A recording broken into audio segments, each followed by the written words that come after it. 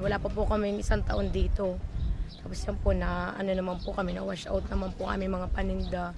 Dahil bigla-bigla naman po yung bahang nakadating dito sa amin. Tapos buti na lang po yung 3 kong anak nakalabas po. Kung hindi po, patay din po sila.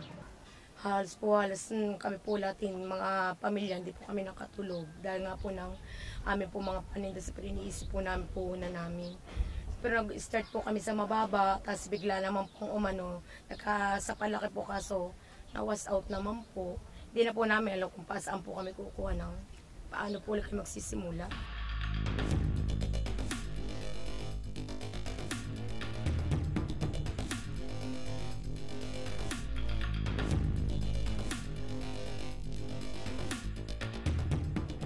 Itong tulay, nabalagbagan siguro ng mga kahoy na galing itaas.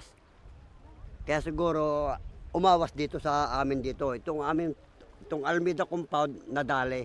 Hanggang sa mga sasakyan namin nadala, 3 motor, pati loob ng bahay, milyon ang nadali. Lahat ng gamit namin, wala kami na isang pa. Ultimong damit.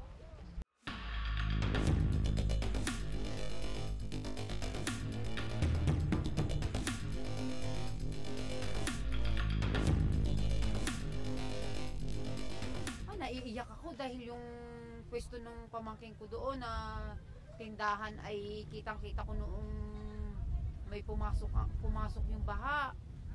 Ay di kami ako iyak na iyak, sigaw ng sigaw. But talagang mangingilabot ka talaga sa pangyayari. Hindi ko na ma-describe kung paano kami natakot. Talagang nakakatakot.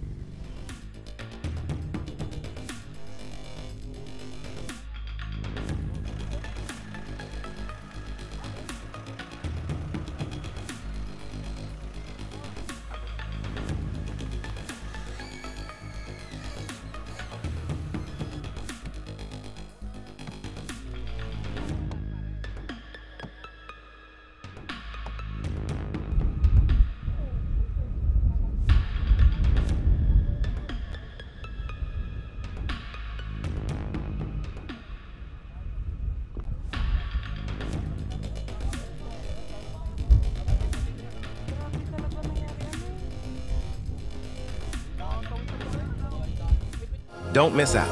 Log on to oneindia.com for more updates.